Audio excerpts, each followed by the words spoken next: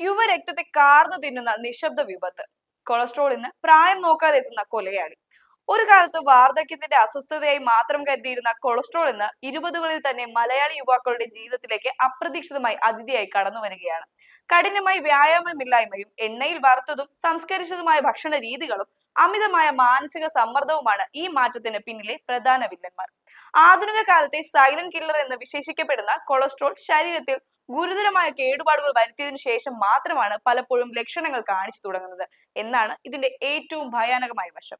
കണ്ണുകളുടെ കൃഷ്ണമണിക്ക് ചുറ്റും കാണപ്പെടുന്ന ചാര നിറത്തിലുള്ളതോ വെളുത്തതോ ആയ വളയങ്ങൾ, ചർമ്മത്തിൽ പ്രത്യക്ഷപ്പെടുന്ന മഞ്ഞ നിറത്തിലുള്ള തടിപ്പുകൾ എന്നിവ ഉയർന്ന കൊളസ്ട്രോളിന്റെ പ്രകടമായ ലക്ഷണങ്ങളാണെന്ന് വിദഗ്ധർ മുന്നറിയിപ്പ് നൽകുന്നു. പ്രത്യേകിച്ച് 50 വയസ്സിൽ താഴെയുള്ളവരിൽ ഇത്തരം ലക്ഷണങ്ങൾ കാണുന്നത് ഹൈപ്പർ ലിപ്പിഡീമിയ എന്ന ഗുരുതരമായ അവസ്ഥയുടെ സൂചനയാകാം. രക്തക്കുഴലുകളിലൂടെ ഒഴുകുന്ന കൊഴുപ്പ് കണ്ണിലെ കോർണിയയിൽ അടിഞ്ഞുകൂടുമ്പോഴാണ് ഈ മാറ്റങ്ങൾ സംഭവിക്കുന്നത്.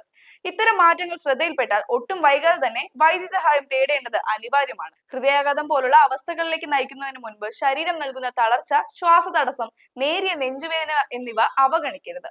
കൃത്യമായ ഇടവേളകളിൽ ലിപ്പിഡ് പ്രൊഫൈൽ പരിശോധനകൾ നടത്തുന്നതിലൂടെ മാത്രമേ കൊളസ്ട്രോളിന്റെ യഥാർത്ഥ അളവ് തിരിച്ചറിയാൻ സാധിക്കൂ.